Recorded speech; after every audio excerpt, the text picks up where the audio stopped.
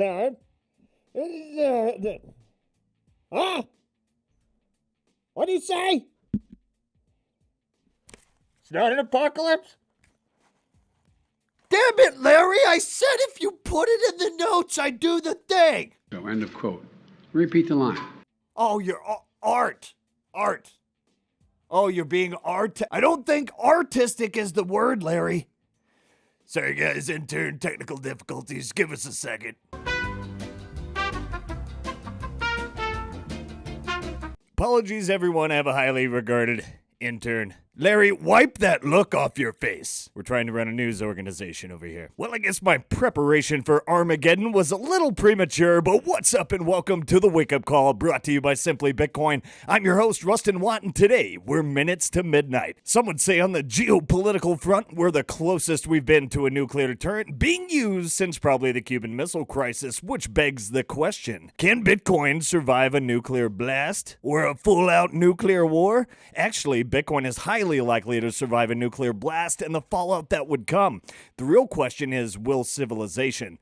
But let's break it down and look at what a nuclear attack and response would look like, along with the damage that would bring. We'll see just how Bitcoin is like a cockroach. You may stamp one out, but 6 more take its place. This is much like the distributed and decentralized nature of Bitcoin, with nodes on basically every continent, as well as the ability to transact without internet as well. Bitcoin is nuclear blast proof. And you don't just have to take my word for it. Several renowned cryptographers, including Nick Szabo and Ralph Merkle, the inventor of Merkle trees, have claimed Bitcoin would survive a nuclear war. Ralph Merkle stated, quote, "If nuclear war destroyed half our planet, Bitcoin would continue to live uncorrupted. It would continue to offer its services. The only way to shut it down is to kill every server that hosts it," which is hard because a lot of servers host it in a lot of countries and a lot of people want to use it. However, one of the first issues humanity would encounter in a large scale or even medium scale nuclear conflict would be a lack of reliable power sources. This wouldn't simply be due to a nuclear winter or the cooling of Earth's atmosphere due to radioactive soot being thrown into the air, rendering solar power sources more or less useless, but also due to global equipment shortages and transportation shocks. It would instantly become more difficult and expensive to obtain fossil fuels, mine for resources, and ship anything. This means that everything will cost more, and only very particular assets will be worth providing energy to. The main concern once a nuclear Armageddon began most definitely won't be securing the Bitcoin network, especially when one considers another resource scarcity: food. A digital currency that would survive a nuclear war, the full Bitcoin transaction history all the way back to the Genesis block, exists in over 9,000 copies located in over 90 countries, and that's just counting the copies running live. In the event of a nuclear war, hundreds of millions of lives would be instantly lost. Only the real death and destruction would occur in the years following. Nuclear winter would cause wide-scale crop failure, and countries with any excess would struggle to transport goods due to supply chain constraints and fuel costs. A global famine would likely kill billions, more than the initial attack, suggesting that any reliable energy source would probably be used to obtain more food and potable water. We often use the term anti-fragile or censorship resistant to describe Bitcoin, but do those terms still apply if the internet is cut off or nuclear war broke out, for example? The short answer is yes, Bitcoin can survive an apocalypse. Not only this, but Bitcoin is actually the most robust network on the planet, as well as the most likely to stay alive in this apocalyptic situation. Bitcoin is nuclear apocalypse resistant money. You can't kill it. Bitcoin is a cockroach. You may stamp out one node, but 10 more will spin up in its place. Most people will look with disgust at a cockroach, but they are one of nature's most perfect creations because the oldest cockroach fossil ever found, 350 million years old. To put that in perspective, cockroaches predated the very first known dinosaurs by 150 million years and were around not only to watch their demise, but also remain in our world today in a nearly unchanged form. In fact, they've needed to evolve so little in all this time that fossils of the Mylacris species are nearly identical to living specimens found today. Still, cockroaches thrive where other species usually die off. None are known to be listed as endangered. The heaviest of the known roach species, the rhinoceros cockroach, can live in excess of 10 years, far beating out most of the insect species on the planet in longevity. It also weighs in at a hefty 33.5 grams. However, the most amazing fact about them lies in their tenacious ability to live through almost anything. Most people think it's an urban legend that cockroaches can live a week without a head, as though it was a little joke spread around by someone who is fed up with having too many of them in their home.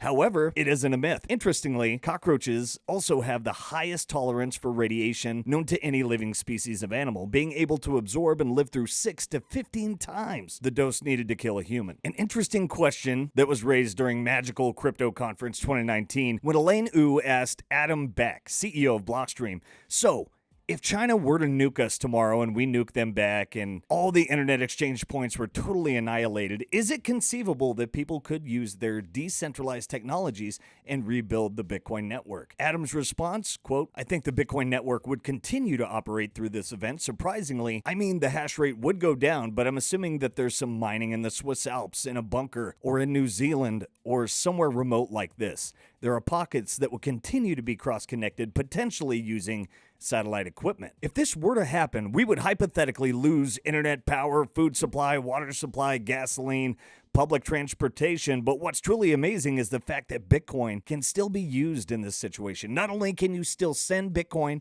through a variety of different methods, but you can also run a node and theoretically even mine Bitcoin as well, although that would be somewhat of a stretch, but it technically could be done. The point is, even if the internet and power go out, you can still use Bitcoin. It may not necessarily be easy, but nonetheless, it is possible. How does Bitcoin compare to other forms of money during an apocalypse? Well, Bitcoin is decentralized. Sure, your nation state could temporarily shut off the internet, but they can't shut off Bitcoin itself because someone somewhere on Earth will still be mining and running a node, therefore keeping the network alive. A prevalent example of how Bitcoin is decentralized is the large number of nodes that it has, which are distributed across many different parts of the Earth, all enforcing the rules of the network, keeping a copy of the Bitcoin time chain and auditing its supply. In order to kill Bitcoin, you would have to independently go to each node in every country and every home and destroy every single one that exists. Given how many there are, this is simply not possible. And you can look at bitnodes.io, which shows worldwide node distribution. This is also one of the most conservative estimates of how many nodes are currently running. Bitcoin can be sent offline. Bitcoin is data, and data can be sent through many different forms of communication, such as mesh networks, SMS, ham radio, sneakernet, satellites, etc. The Blockstream satellite network makes this possible by broadcasting the Bitcoin blockchain and time chain over Earth 24/7 for free. Blockstream engineer Grubels detailed how you can build your own satellite node and receive data coming from the Bitcoin blockchain. You could use your own TV dish to run a node, completely without the internet. Dogecoin, sushi, crop, Ethereum, etc. No shitcoins have satellites flying above Earth in order to strengthen their networks. Bitcoin does. Characteristics like this are what separate Bitcoin from everything else. It is serious money for serious people who are determined to keep the network alive. Currently, the Blockstream satellite network solely offers a downlink connection, meaning that you can't send data back up to the satellite. You can only receive data beaming down from the satellite. However, the Iridium network does allow for an uplink connection. It's also the largest satellite network, having global coverage and 66 satellites orbiting Earth. Probably one of the most mobile and agile options for making an offline Bitcoin transaction is by using an Iridium rock block device. If the internet were to be blocked by your government or somehow made unavailable, another option in this case is sending Bitcoin through SMS. There are different methods of doing so, but one example of how this is possible is through a system which Pavel Rusnak created, where you can send a Bitcoin transaction via SMS and have it broadcasted to the greater internet and Bitcoin network. You can send a transaction to the phone number and the data will be transferred to the greater network. Again, Bitcoin is simply data, and data can be sent through many different forms of communication. Nick Szabo initially presented on this topic at Stanford's Scaling Bitcoin Conference in 2017. He brought forth a research project with Elaine Wu that explored how Bitcoin could be sent using weak signal radio propagation. The concept is quite mind-blowing, sending Bitcoin through certain frequencies in the air, literally bouncing them off the sky, the ionosphere, and back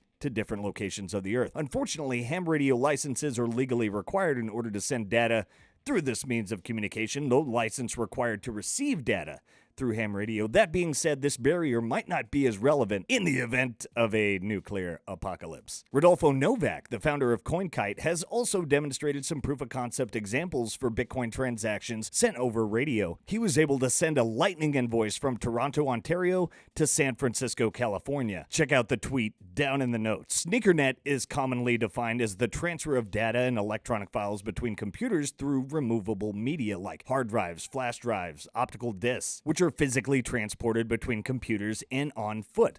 The term sneakernet, of course, refers to sneakers worn by the person carrying information between computers. A Bitcoin transaction, again, is simply data. This data can be sent in multiple different ways and can be creatively passed from user to user, such as through the sneakernet option or an open dime. You could print a QR code of a raw transaction on a piece of paper, discreetly carry it with you over a long distance, then broadcast the transaction to the Bitcoin network. Once you're in a safe place that has internet service, a Bitcoin transaction doesn't even mean using a computer in this case. With SneakerNet, a Bitcoin transaction could mean handing a piece of paper to someone else. As Hal Finney said, the computer can be used as a tool to liberate and protect people rather than to control them. We're not going to be those lemmings owning nothing and being happy, as Klaus and the WEF clowns preach. We'll own Bitcoin and be happy. You just experienced Wake Up Call, brought to you by Simply Bitcoin, your home for the peaceful revolution. Be sure to check out Simply Bitcoin live at 12:15 and join in the conversation with the after show straight from Twitter Spaces. Wake Up Call is powered by the Bitcoin Times. Get your copy of the Austrian edition and take 21,000 sats off any prior copy with the code Simply. Amazing and eye-catching content from some of the greatest writers and figures in all of Bitcoin. Don't miss the Simply Bitcoin signal in its written form. Subscribe to Simply Bitcoin Unfiltered. Do it for the culture. Follow us on Spotify and Apple with your favorite podcasts, and that'll bring us to a wrap. Thanks to everyone again. Share us, give us a pump, and tune in with us at Simply Bitcoin Monday through Friday. Get on up, get on the mission, go wake some people up, and go get yours today. Thanks to you all for tuning in and sharing the show. It means a lot. The Simply Bitcoin takeover is in effect, baby. Spread that signal and stay informed on the peaceful revolution with Simply Bitcoin. Until next time, peace. Will really work. But let me tell you, the apocalypse is coming, and you're going to need a Bitcoin. At least one. Are you a Bitcoin salesman? No, Adam Curry? no. I was very anti-Bitcoin. Really? I was very anti-Bitcoin until I sold a shitload of them at like $900, and I could have really Made a lot of money. Yeah, I got them for nothing. People just gave them to me in the beginning, and I denied it. And then when you look at 10 years, I'm like, okay, I don't fuck all the altcoins and all that stuff. That's what I was going to ask. I don't give a shit about but that. Is there a risk in? But here's the question about Bitcoin: is there a risk in having that be the standard? Like, why can't there be competing cryptocurrencies? Like, why are we so? Do we have to get committed to one? And if we do get committed to one, is there the possibility of some sort of manipulation, the same way we've seen with all the other currencies? Well, when people get involved, money. 10 years of data have shown that Bitcoin really is the only one that you can trust. Right.